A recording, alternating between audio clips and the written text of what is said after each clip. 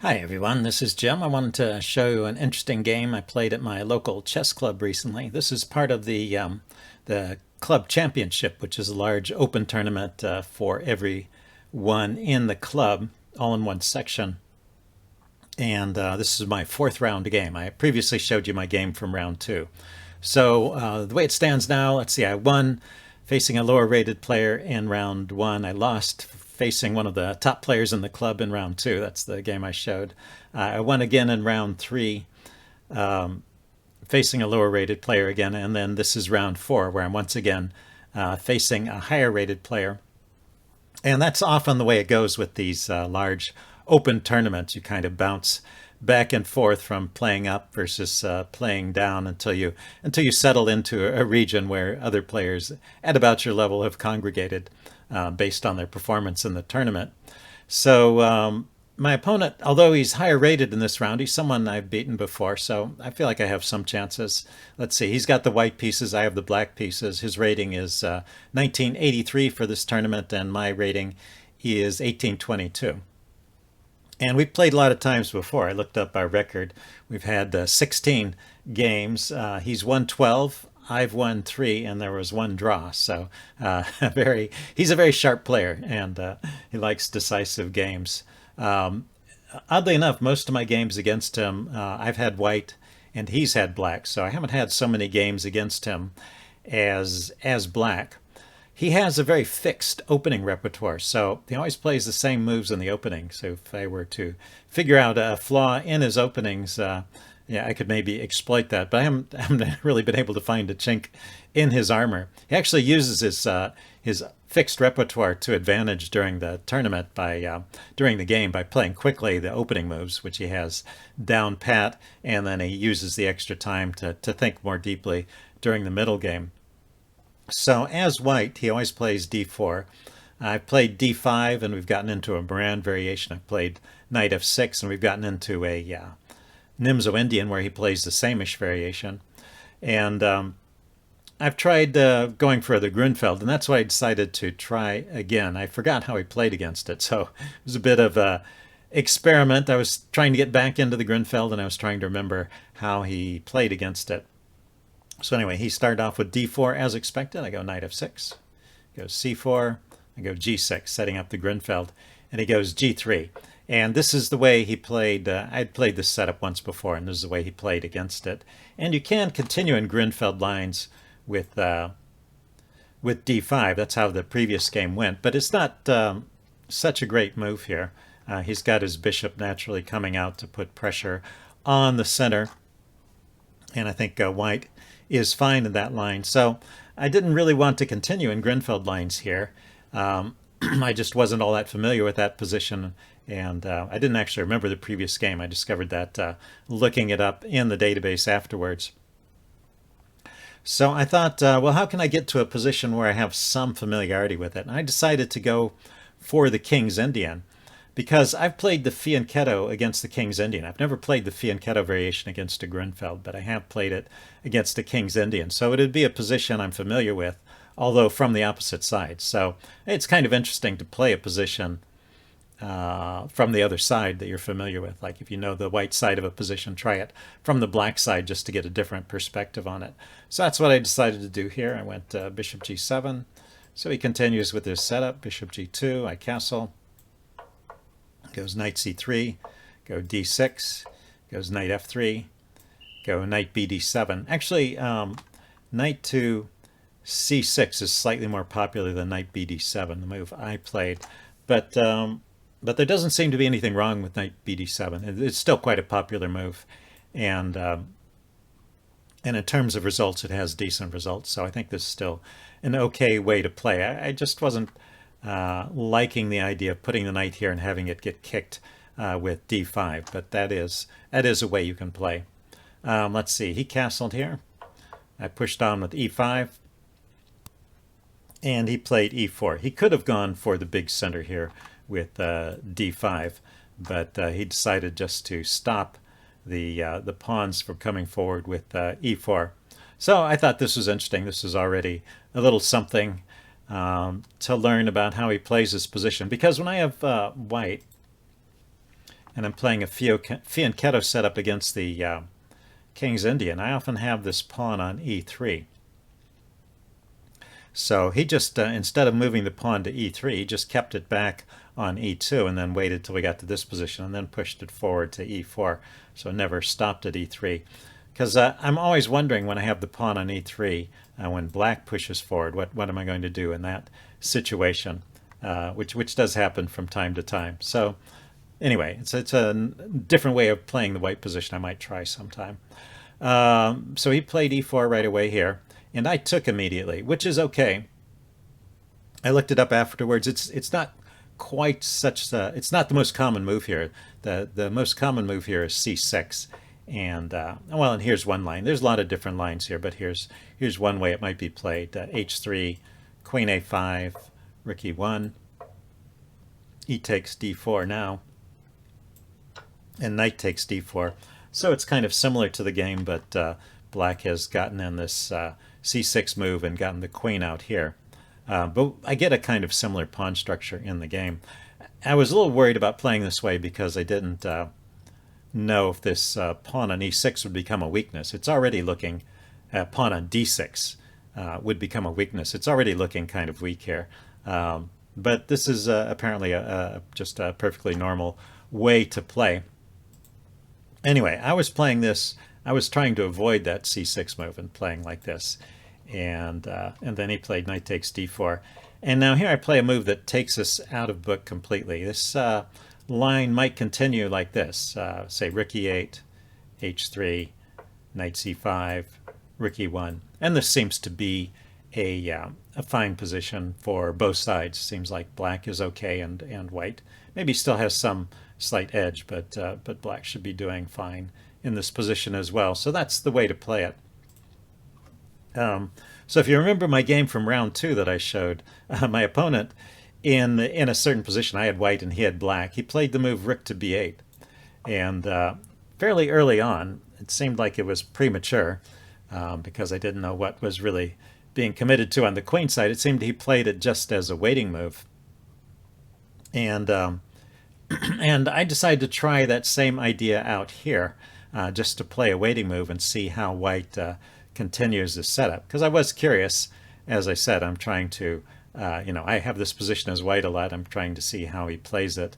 But this kind of backfires on me. In fact, this is a bad move. So I guess we're in a position right here where I shouldn't be playing a waiting move. I should be playing more actively with rook e8. That was the line in the book, and that's the suggestion. That's the move I should play here. But I went rook b8. And now this did create a weakness, and he jumped in to exploit it with knight d to b5, hitting this pawn here, and basically winning the bishop pair. There's no way I can actually get this bishop out of the path of that knight. It's kind of funny, but that just wins the bishop pair. But it does take a few moves to actually accomplish, and it's not clear that it's such a huge gain in this position. In fact, that seems to lead to about an equal position. So the best way to exploit my slow move here is actually just to develop. So white should probably play like this: bishop e3. Let's see, I might play h6 here. This is suggestions from the computer. We're out of the book at this point, but the computer thought this was a reasonable line. Maybe white would go h3 to stop my knight from jumping in here.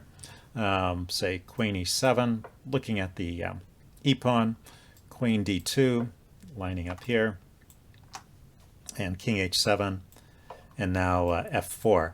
And this, there are obviously different moves for both sides here, but this position, the chess engine rates as practically winning. It gives it white a plus 1.5 point edge at this point, even though the material is the same. And it thought those were, best moves for black as well, or among the best. So it seems like playing a slow move in this position was a bit dangerous, and that's how white could have best exploited it. But well, my opponent is a sharp tactical player, and when he sees an opportunity like this, he's going to try and exploit it. And I can't blame him. And I was thinking Well, I could just kick the knight with a6 and get it over with. In fact, a6 is one of the best moves here. But I thought, well, what's going to happen after that? I want to develop this knight maybe to this square. So maybe this, if I'm going to move the pawn out of the way of that knight, maybe I should move it back to, maybe I should move it all the way to a5 to keep an eye on this square and secure this square for my knight. So that's what I played. I played a5. But actually the chess engine thinks a6 is better because it's more forcing. a5 gives white a second chance to just continue, forget about chasing my bishop and grabbing the bishop pair and just continue developing. And as we saw in that previous line, just developing for white in this position is a good strategy. You can get a good attack going on the king side. So that's better for white than chasing after my knight. So that's why, oddly enough, that's why a6 is a better move than a5, because it kind of forces that knight to answer and gains a tempo effectively. So a5 is kind of a loss of tempo, letting white develop. But white has a different idea anyway. Oh, I just wanted to mention, of course, I could have moved my rook back and defended, but that also is a very slow move and is good for white. So I played a5 here, and he went for it with knight a7. As I said, he probably should just develop and get that winning advantage with the attack. Let's see. So I put my knight on c5 as I planned. He took the bishop, so he's gained the bishop pair. And let's see, puts his queen on c2. I bring my queen out to e6. I mean, it really seems to be about even after this. And let's see, he brings this other knight into b5. The chess engine prefers the knight to come into d5, a very normal square in this setup. If you look at this, white's effectively got a Maroczy bind kind of setup. He's got a strong point here on d5. And parking a piece there is probably a good idea. If I trade it off, he can take with the c-pawn, and he'll have pressure on my backward c-pawn that way. So that would be best play. Instead, he went knight to b5, and I went c6, just kicking the knight out of there. And he went knight to d4, kicking my queen, dropped the queen back to e7. And then he played rook e1, normal development. And here I spotted a tactic. So this is your first chance. Do you see a tactically based move for black in this position? Okay, pause the video if you want some time to think about it. I'm going to give the answer away now. So the answer is knight takes. And this is one of the best moves in the position. There actually there are some other good moves here, but this is one of the top choices of the engine. So this does work in a way, although it doesn't lead to a huge edge. So let's do another quick quiz here. What is the best response for white? Okay, yeah, pause the video, and if you want some time to think about it, I'm going to give the answer away now. So the chess engine gives this line for white, knight back to b3. And now I can just take that knight. Let's see, he can grab my knight. This is complicated. He can grab my knight, but I can take his rook, hitting the queen. He's hitting my queen, and that's okay. So he needs to take the knight, and then I can defend my knight with d5. And let's see, he can play bishop f4. Well, first of all, before we get to that, what about the move f3, trying to exploit this pin? Well, I can move my queen with check after he moves the f-pawn forward and unpin with tempo. So he can't actually win that piece. So anyway, best move for white here is to, after d5, defending the knight, best move for white is to bring the bishop out, hitting my rook, and then rook over here to the center. And then, once again, f3 doesn't work because of queen to c5 check. Well, at least doesn't win material. So taking is best, and then I take back. And I am momentarily a pawn up, so it is the tactic I played does win a pawn with best play, but he gets a lot of pressure on this pawn. Maybe he rounds it up. In any case, the chess engine rates this position as about even. Also, this pawn over here is loose, I just noticed. So that's probably why this is about even. Yeah, it looks like the queen might come here and fork the two rooks after he grabs that, but the rook can retreat and defend. So anyway, that would be best play. Actually, after I played knight f takes e4, my opponent played what seems like a logical move, but actually loses. He played the move knight takes c6. And the idea is pretty simple here. You know, I took a pawn and attacked his knight, so my knight is hanging, and so he can just grab a pawn, and then I take his knight, he takes my knight, and everything is okay. He got the pawn back and he doesn't lose material. But in fact, that's a big mistake. After I take here and he takes back, white is just losing. In fact, he's been losing ever since knight takes c6. So taking was pretty natural. But what is the correct follow-up for black here? This is a really interesting position. So take your time and think about this one. Pause the video here.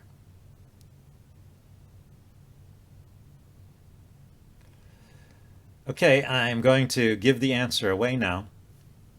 If you thought of the move d5, that actually doesn't work. And that's the move I played in the game, so it's a pretty natural move. I can forgive you for thinking of that. But the strongest move here is rook to e8. And the other rook to e8 also works. So if you've thought of either of those moves, then you are a pretty strong player, I think. So rook to e8. Why does this work? Well, the bishop is pinned. So hopefully everybody spotted that idea. This rook is loose on the back rank, and the bishop can't move to defend it, so the bishop is pinned. But why does piling up with the rook help?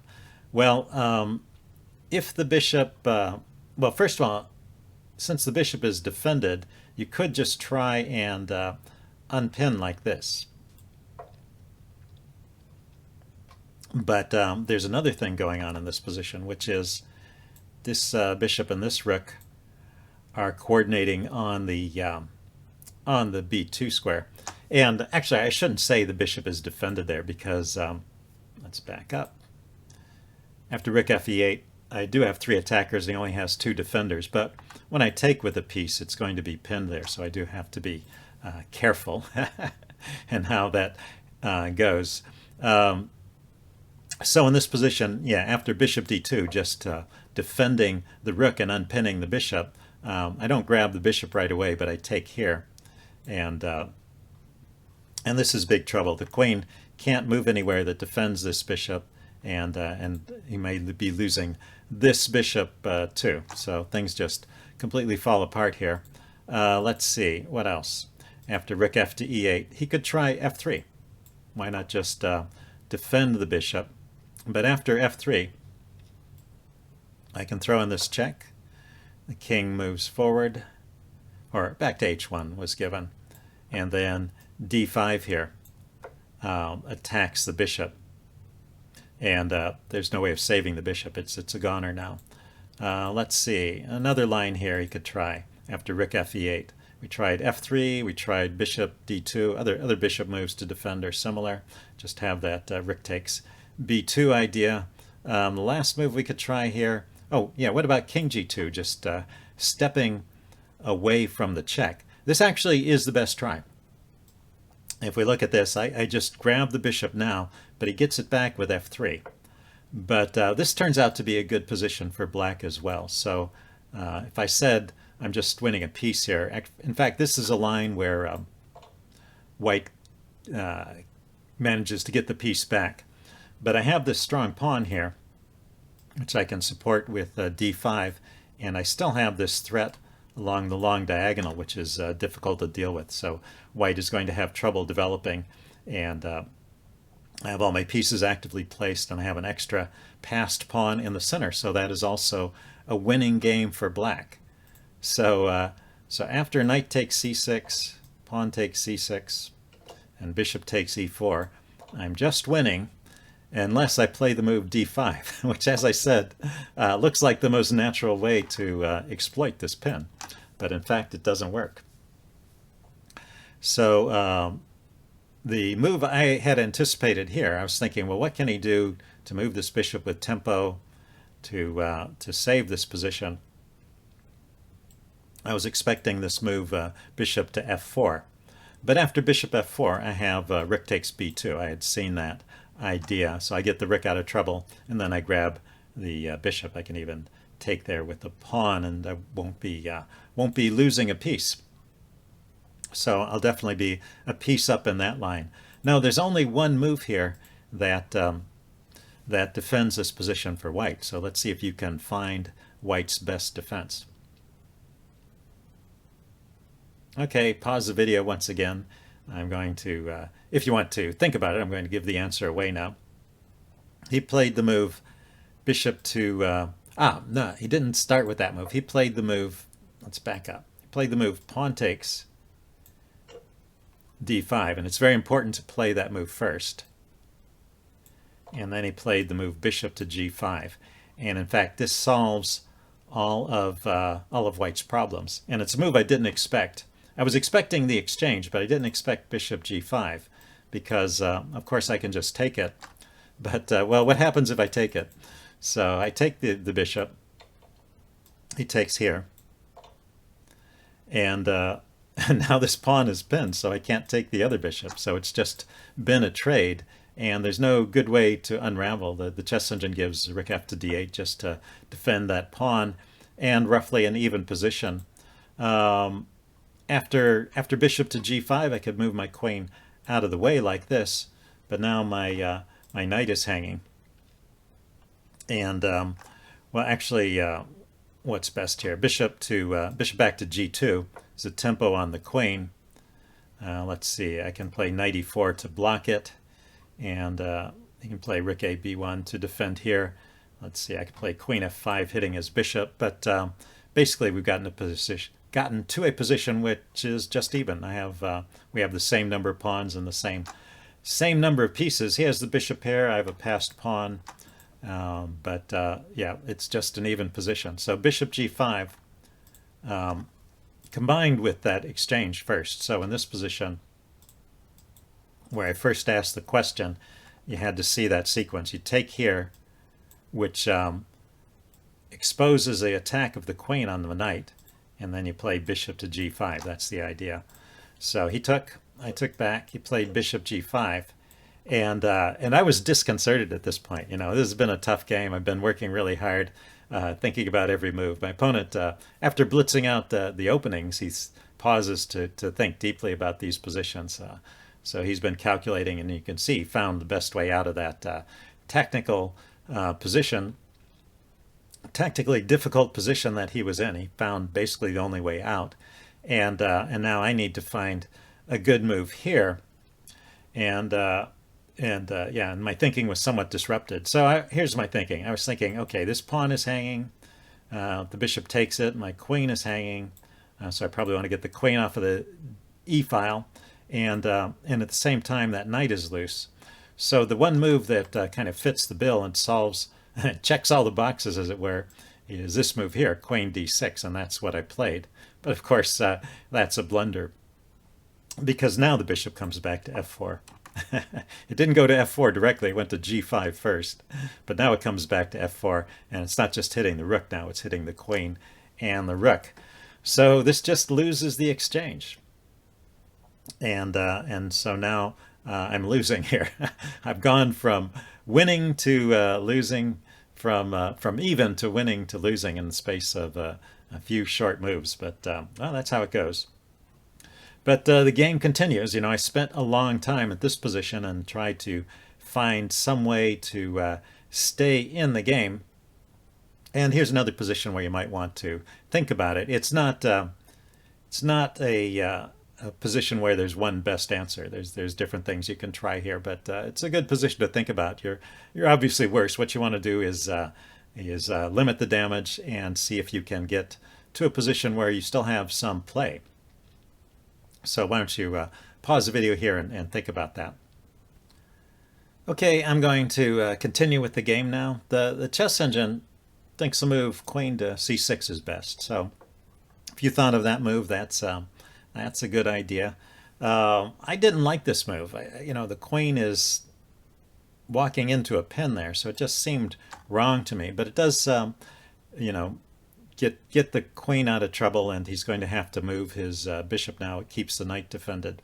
I tried something different. I tried queen to d7, and this sort of gives white a choice. I was thinking if he took the knight, I would take the bishop. Although actually the chess engine points this line out. If he takes the knight, the best move here is rook b5, kicking the queen.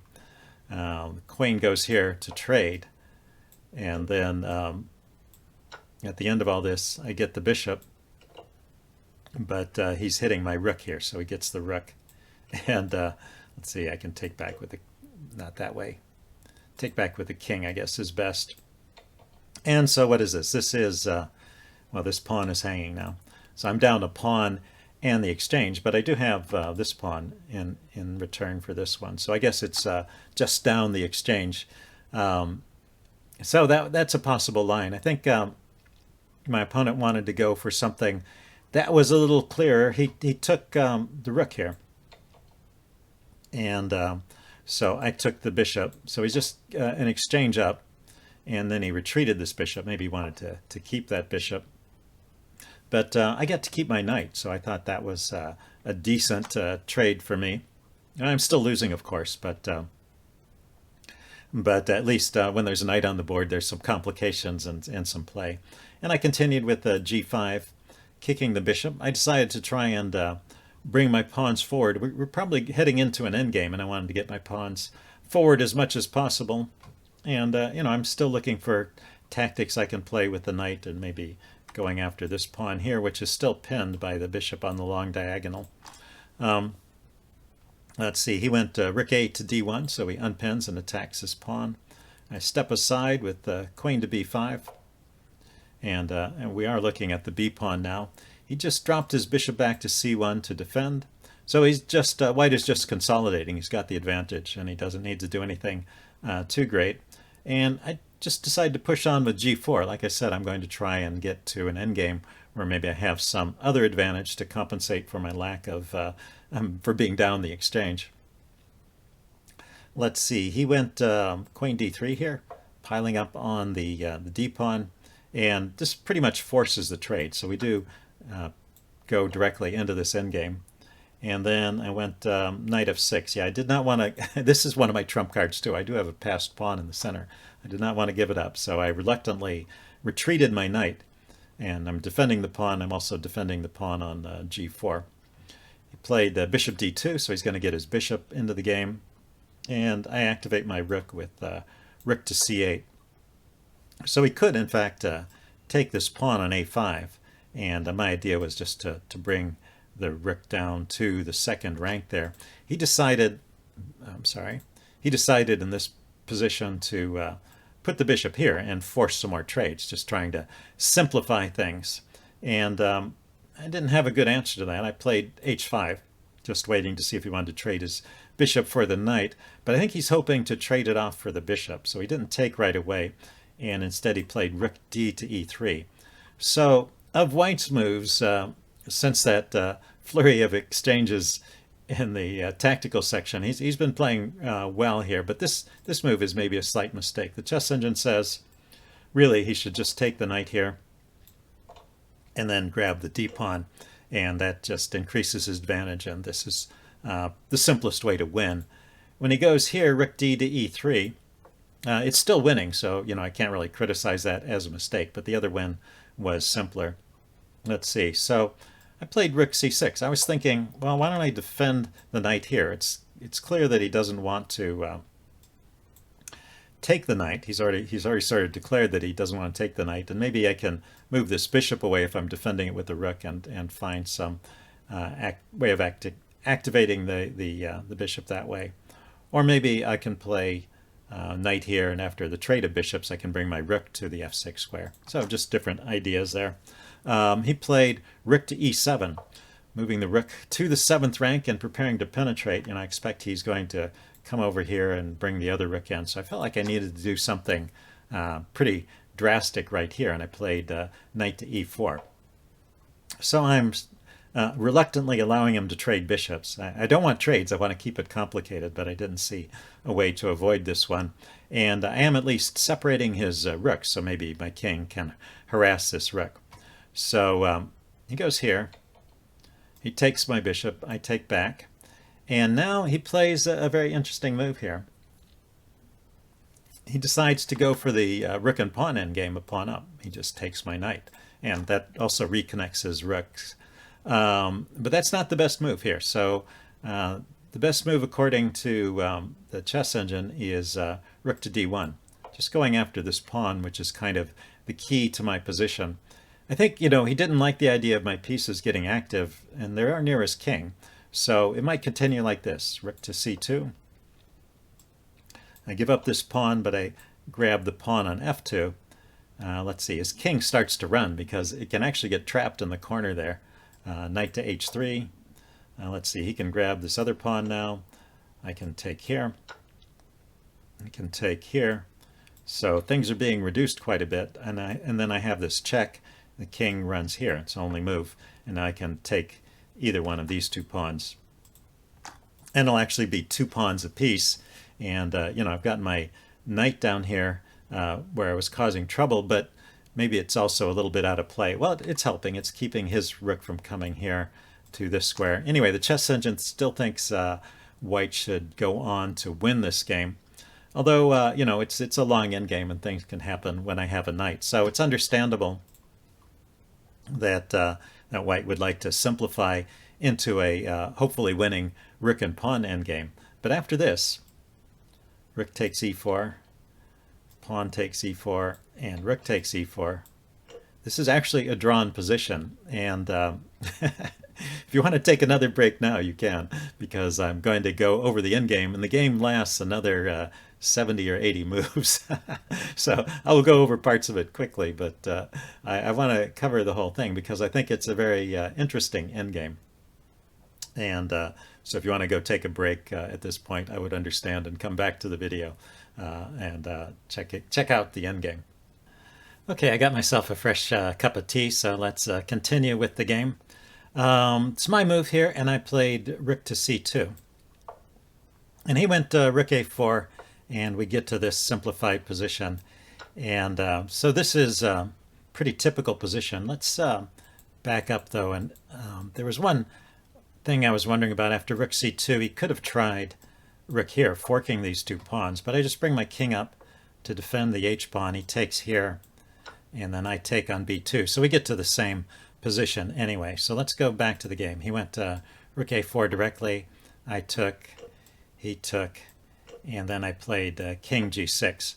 And this is a very typical kind of position. This is, I've had this sort of position many times before, but it's not always a draw. Sometimes it's a win for white, and it really depends on the exact placement of these 3 pawns over here and these 3 pawns. But the general position type, I mean, is there's a rook pawn which is passed, so white is trying to win with the rook pawn, and then there's 3 versus 3 over on the king side, and the kings are over here. And yeah, I think if you've been playing chess for a while, you've probably gotten into a position like this in your own games before. So I think it's pretty interesting to look at the technique and try and understand when this is a win and when this is a draw. One advantage I have is that my pawns are far advanced, which means that his pawns are back and restricted. Another advantage I have is that my pawns are all together, so I don't have any doubled pawns or any particular pawn weaknesses. Whereas, in fact, actually, white does have a pawn weakness here. He has kind of a backwards pawn. If that comes forward, I can trade that off. Although I might not necessarily want to trade it off because it will leave me with isolated pawns. You have to kind of decide these on a case-by-case basis. But here, let's continue with the game from here. He started to bring his king across, and I played f6. So I wanted to shield my king from checks, and I wanted to keep these pawns kind of together, and also wanted to control some squares around here. Looking at this with the chess engine, I don't think this was entirely necessary. It seems I could have just waited by moving my rook back and forth on the second rank there. But it seems that it didn't do any harm either, so I think this is an okay move, even though it does open up the 7th rank there, and that does create some tactical things that you have to be aware of. So we'll get to that. Anyway, here White plays a4. He needs to get that pawn rolling before the king can come forward. Well, the king can come forward a few more steps, but if it comes too far, I'll just start snagging these pawns over here, and I will have real counter chances on the other side. So White has to start pushing the a pawn, and I get behind it. And it is a very typical kind of situation you get with the black rook behind the pawn and the white rook in front of it. The rook went all the way forward, could have stopped at the 7th rank. That would have been another try. Let's see, I just keep my king on the 7th rank then while he pushes his pawn forward, and I go back and forth.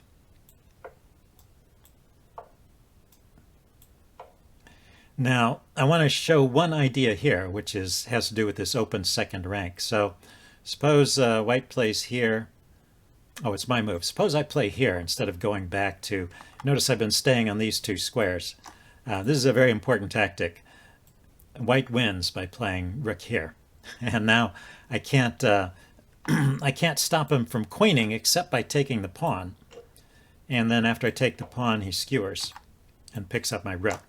So that's just a win, and it's a key idea in these positions. So so Black's king is confined to these 2 squares, and let's see, so let's move the king here, and now he starts bringing his king in. And not only is my king confined to these 2 squares, but my rook is confined to this file. So after, let's see, my turn, I go here, his king comes over here. He's left to the defense of these kingside pawns here.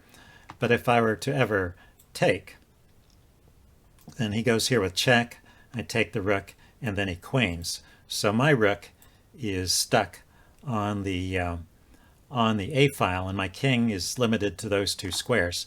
So that is something that White can try and exploit. But because it's, and try and create a Zugzwang position or some other kind of way to break through. But it doesn't work in this case because my pawns are so far forward. The one way that White could exploit that, one of the winning attempts in these positions, is if he could somehow get this F pawn all the way forward to this square, because from that square it would be hitting one of these 2 squares, the H7 and G7 squares, and that would take a move away from my king. And then I could get in the situation where my king has no moves and my rook can only go up and down, and he might be able to exploit that in some way. So that's a winning idea for White. Let's see, it's my move here. I went king H7, I went king C1, king G7. So I'm just going back and forth. He comes over and attacks my rook, and he chases it. So I run all the way forward, and now his king comes up. I go back to waiting with my king moves. King here. And when the king comes here, then I drop back with the rook. I don't wait to be asked. I just need to have a sufficient distance from the king that I can check it. So it's okay to drop back now. And now the idea here is that if he comes forward to this square, then I'm just going to start checking. And he can't escape from the checks. The problem is the rook and the pawn are lined up over here, and the king can't escape from the checks because he can't tuck under the pawn. If he had stopped advancing the pawn at a6, then there is this idea of walking the king in to the a7 square, but with the pawn on a6 and his king wandering away from these pawns, my rook would have a time to snag a couple pawns over on the queen side. Once again, an advantage of having my pawns forward is that I can move my rook up and attack these pawns. So I think leaving the pawn on a6 and walking the king into a7 would not work in this case, because I could grab a pawn over here and then come back, and then with the passed pawn get counterplay. So anyway, but we're in the situation where he took the pawn all the way down to a7. So he stepped with his king here, and then I started checking from the side. I'm sorry, I checked from the back. And played king d6, and then I didn't want to just keep checking. I just wanted to check the king away from the pawn, and then I dropped back here. So I always have to move with check, or I have to come back to the a file. Let's see, he came back with the king. He went to d5. He came up with the king. So I checked from the side. When the king is far enough away, then I can also check from the side like this. He goes king e6. So he's kind of, oops, sorry, he went king e6. And let's see, I played rook a6 check. Didn't want to allow the king to sit here. He stepped up with king f5, played the check here. And now I'm glad that I have a pawn controlling these squares. It limits where his king can go. It can't come forward and has to go back. He went king to f4. One other idea I wanted to show you. Let's see, he went king to f4, just step straight back. Let's see, one other idea I wanted to show you here, though, if we back up. In this position, when the king is on the 7th rank here, or the 6th rank, and my king is on the 7th rank, say I move my rook back. There's also this idea. Move the rook away. Let's see, it doesn't work here, does it? It would work here. Let's back up. Rook here. And he takes. And rook here, check. Forces a trade. But it leaves the king perhaps in a good position. So it doesn't work in this case. But there are cases, for example, if this pawn were further forward and my king were further this way and this pawn were further this way, maybe he could do it from this square. And he could have a position where after the rooks are off, his king is just in a better position to go after the pawns than my king is to defend. So that's another way that white can convert. But my king over here is holding all these pawns, so we can't ever get in close enough to make something like that work. Okay, so let's back up to the game. Those are the ideas I wanted to show you. So in the actual game, I just played rook a6 check. I'm just not giving him the chance to set up anything like that. Let's see. So he stepped back. I checked. He stepped back. And yeah, he went to f4. Let's just play forward some moves here, because now I'm just checking and chasing his king around. Goes all the way back, and then I just stop on the 2nd rank and return to moving my king back and forth. And now he decided that adventure didn't work, and so he tried something else. Tried h3. I just ignored that and played king to g7. For a while here, the chess engine was really excited about this move. Takes, takes, and it thought white had some winning chances here. But as I followed each line down, it would eventually reach a situation where it was drawn, or the chess engine would realize it was drawn, and then I would back up, and it would incorporate that new knowledge into its evaluation, and eventually it decided that this position was a draw as well, and so there was nothing wrong with the move that white played. I just wanted to throw that out there, that is a problem you have to worry about with chess engines in these deep endgames. It can take quite a few moves before the chess engine realizes what's really going on. So if it gives you a reading of +1 or +2, you need to follow it down and see if that really turns into a winning advantage or if it turns into a draw. And it can be tricky at times.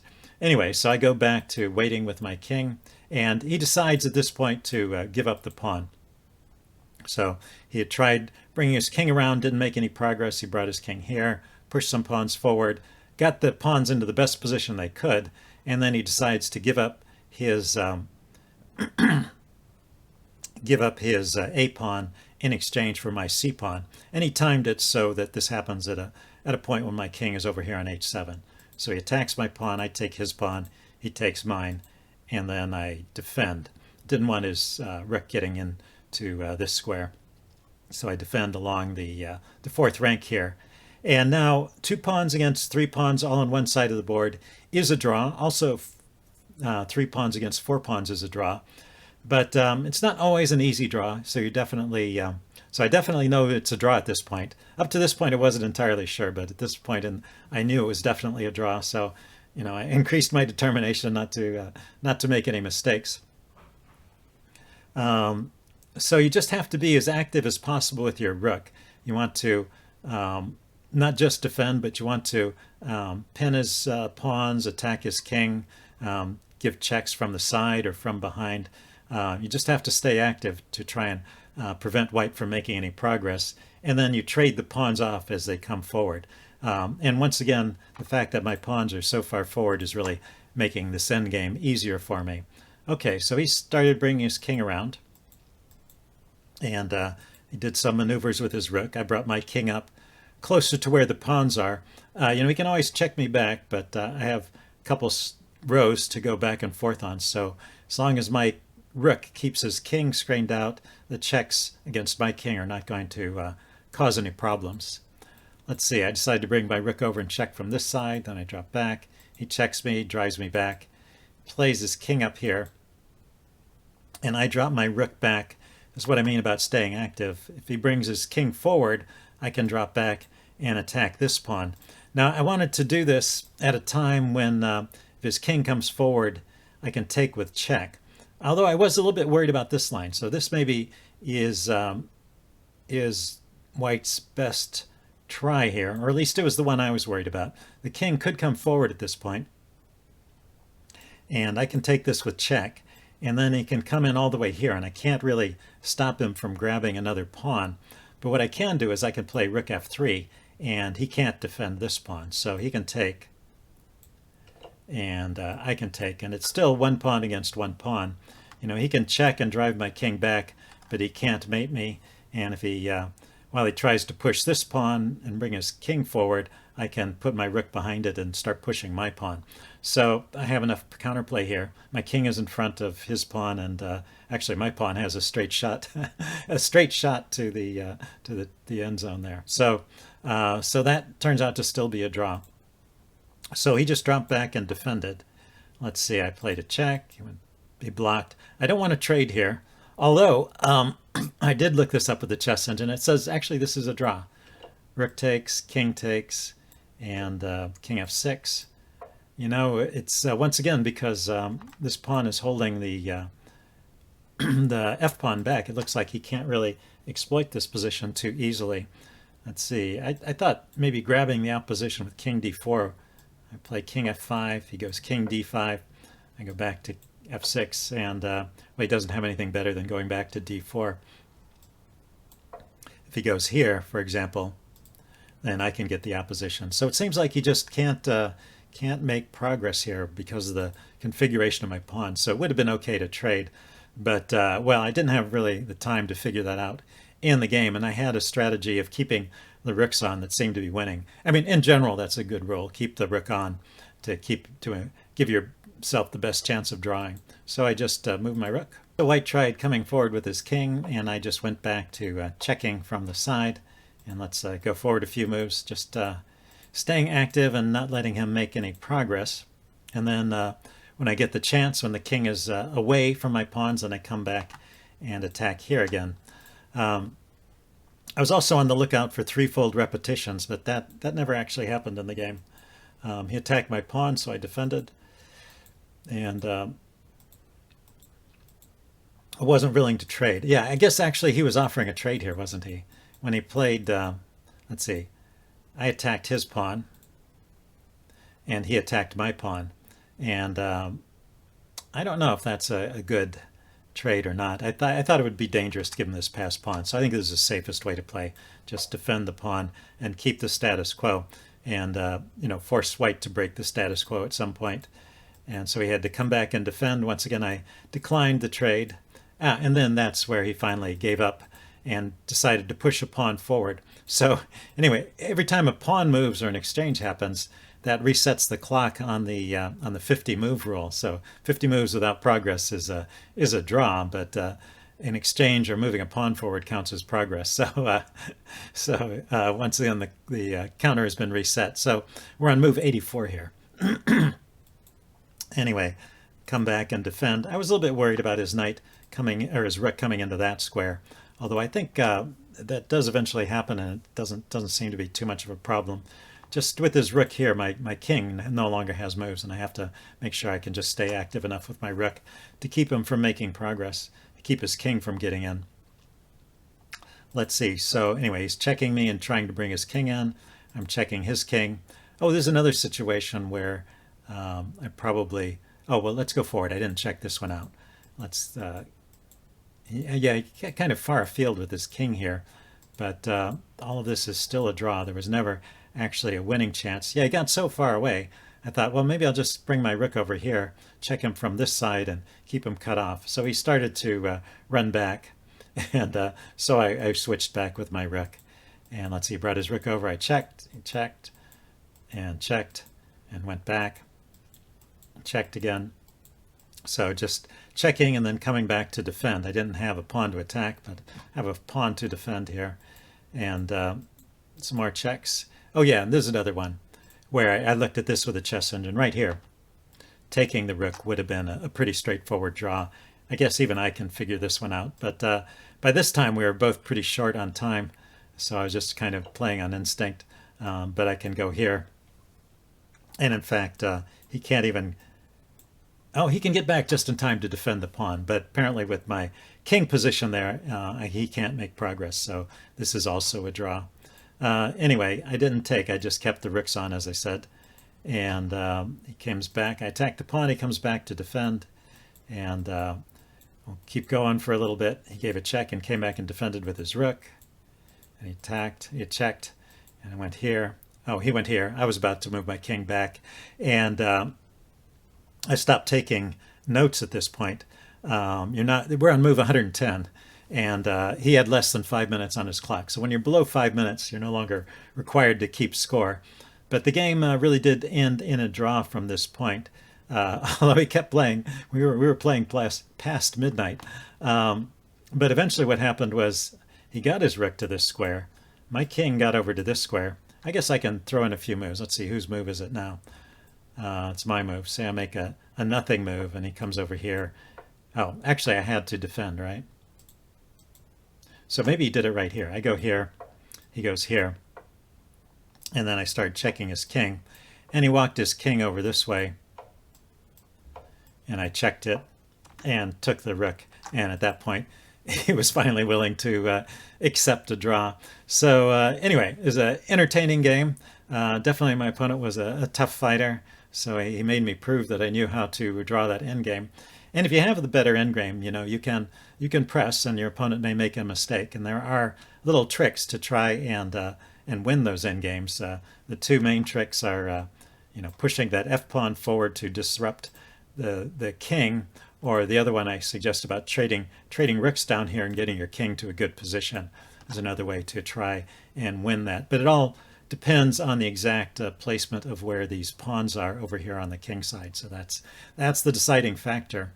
So anyway, after 4 rounds in this tournament, I'm at 2.5 points. There are 3 more rounds to go. In the next round, round 5, I'll be... actually, I don't know who I'll be paired against. I'm in a section that has players that are both higher rated than me and lower rated than me, a score group. Everybody with 2.5 points is in the same score group. And I'm in the middle of that group, so I could be paired up against a strong player, I could be paired down against a weaker player. Could go either way. But anyway, I guess I will fill you in on how the tournament ends. I'm not going to show every game because they're not all that. Some of them are not all as interesting as the others, but I'll at least do a highlight video at the end.